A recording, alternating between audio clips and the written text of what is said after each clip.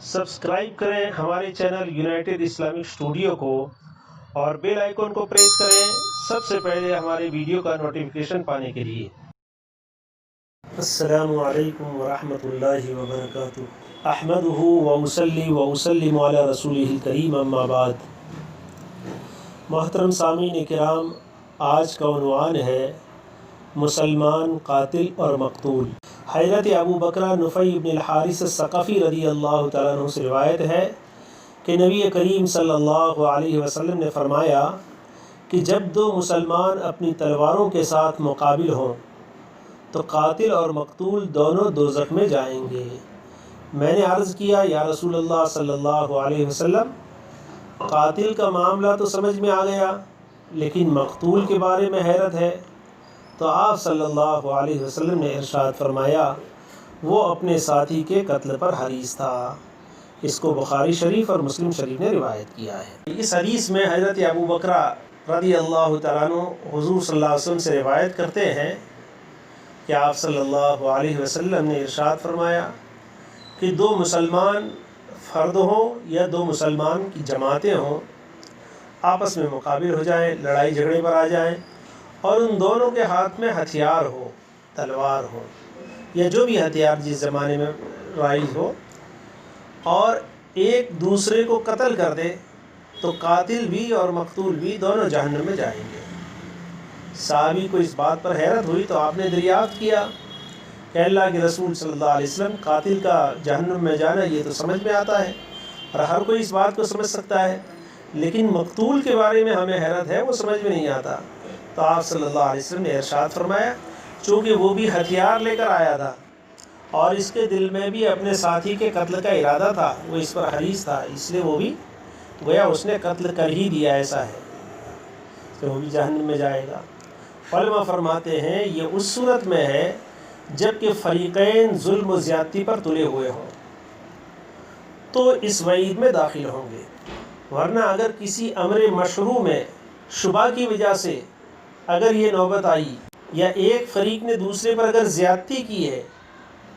इसकी वजह से अगर क़िताल की नौबत आई तो ये लोग इस वईद में दाखिल नहीं होंगे, बल्कि उसमें जो फ़रीक मोहसिन होगा, नेकी पर होगा, उनका मकतूल शहीद शुमार होगा। चुनांचे अल्लाह ताला फरमाते हैं, वइन ताइफ़तानि मिनल मुमिनीन इक़्ततलू फ़अस्लिहू बैनहुमा फ़इन बग़त इहदाहुमा अलल उख़रा फ़क़ातिलुल्लती तबग़ी हत्ता तफ़ीअ इला अम्रिल्लाह। और अगर मुसलमानों की दो जमातें आपस में लड़ पड़ें तो इनमें मेल मिलाप करा दिया करो, फिर अगर उन दोनों में से एक दूसरी जमात पर ज़्यादती करे तो तुम सब उस गिरोह से जो ज़्यादती करता है लड़ो, यहाँ तक कि वो अल्लाह के हुक्म की तरफ लौट आए। सूरह हुजरात आयत नंबर 9।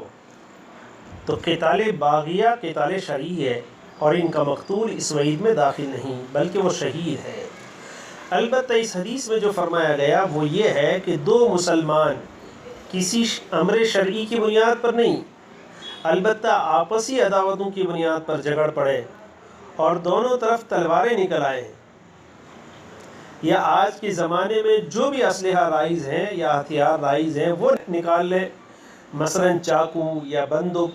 या और कोई वेपन हो, इसी तरह आपस में दो फरीक पत्थरबाजी कर लें वगैरह वगैरह, या इसी तरह की जो भी शक्ल हो और एक शख्स या फरीक दूसरे को कत्ल कर दे तो कातिल और मकतूल दोनों जहन्नमी होंगे, अल-अयाज़ बिल्लाह। तो ये सुनकर हज़रत अबू बकर रज़ी अल्लाह तआला अन्हु ने रसूलुल्लाह सल्लल्लाहु अलैहि वसल्लम से दरियाफ़्त किया कि या रसूल अल्लाह सल्लल्लाहु अलैहि वसल्लम, कि कातिल के बारे में तो समझ में आता है, यानी उसका जहन्नमी होना तो ज़ाहिर है कि कोई मुसलमान किसी मुसलमान को जानबूझकर बग़ैर किसी हक़ और बदला के कत्ल कर डाले तो उसकी सज़ा जहन्नम है, जैसा कि अल्लाह ताला फरमाते हैं, वमन यक़्तुल मुअमिनन मुतअम्मिदन फ़जज़ाउहु जहन्नम खालिदन फ़ीहा वग़ज़िबल्लाहु अलैहि वलअनहु वअद्द लहु अज़ाबन अज़ीमा। और जो कोई किसी मोमिन को कसदन कत्ल कर डाले, इसकी सज़ा दोज़ख है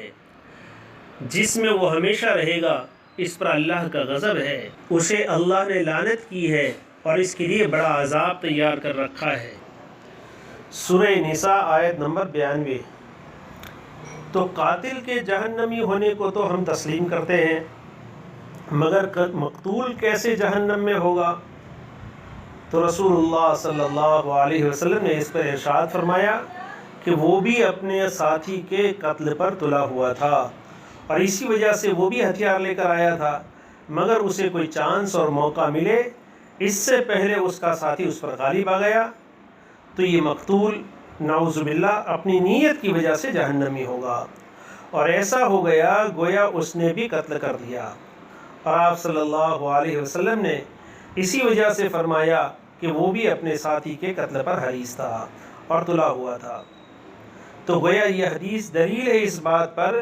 کہ انما الاعمال بالنیات، اعمال کا دار و مدار نیتوں پر ہے، اور یہ شخص صرف اپنی نیت کی وجہ سے ایسا ہو گیا کہ اس نے یہ کام کر لیا اور وہ سزا کا مستحق ہو گیا، کیونکہ اگر وہ موقع پاتا تو ضرور اسے قتل کر دیتا، برخلاف اس کے کہ اگر کسی پر کسی شخص نے حملہ کر دیا اور اب وہ مدافعت کے لیے اور اپنے دفاع کے لیے مقابل ہوا اور مارا گیا تو یہ شہید ہوگا۔ چنانچہ رسول اللہ صلی اللہ علیہ وسلم ارشاد فرماتے ہیں من قتل دون دمه فهو شہید ومن قتل دون اہلہ فهو شہید ومن قتل دون مالہ فهو شہید، کہ اگر کوئی شخص اپنی جان کی حفاظت میں مارا گیا، اسی طرح اپنے مال یا اہل و عیال کی حفاظت میں مارا گیا تو وہ شہید ہوگا۔ اسی طرح آپ صلی اللہ علیہ وسلم نے اس شخص کے بارے میں فرمایا جو تمہارا مال چھیننے کی نیت سے تم پر حملہ آور ہو، فرمایا کہ ان قتلتہ فہو فی النار وَإِن قَتَلَكَ فَأَنْتَ شَهِيدٌ، اگر تم نے اس کو قتل کر دیا تو وہ جہنمی ہے، اور اگر اس نے تم کو قتل کر دیا تو تم شہید ہو، اس لیے کہ تم اسے مارنے کے لیے نہیں گئے تھے بلکہ تم اپنی حفاظت کے لیے اپنے دفاع میں اس کے مقابل ہوئے تھے۔ اس سے پتہ چلا کہ اگر کوئی شخص بغیر کسی حق اور بدلے کے اپنے بھائی کو قتل کرے گا وہ جہنم میں جائے گا، اور جو اپنے بھائی کے قتل کا ارادہ رکھتا ہے مگر موقع ہاتھ سے نکل گیا اور اس کا خود کا قتل ہو گیا تو نعوذ باللہ وہ بھی جہنمی ہوگا۔ اس میں دلیل ہے اس بات پر کہ قتل کرنا یہ بڑا گناہ ہے، گناہ کبیرہ ہے جو جہنم میں داخلے کا سبب ہے۔ اور اس حدیث میں ایک بات یہ بھی پتہ چلتا ہے ہم کو کہ صحابہ کرام رضی اللہ تعالیٰ عنہ کو جب بھی کسی بات میں کوئی شبہ ہوتا تو فوراً آپ صلی اللہ علیہ وسلم سے معلوم کر لیتے اور پوچھ لیتے تھے تاکہ شبہ دور ہو جائے۔ اللہ تعالی ہم تمام کو گناہ کبیرہ سے بچنے کی توفیق عطا فرماوے، آمین یا رب العالمین۔ وآخر دعوانا الحمدللہ رب العالمین۔ ان باتوں کو سننے کے بعد اپنے دوست احباب کو پہنچانا اپنی ذمہ داری سمجھیں۔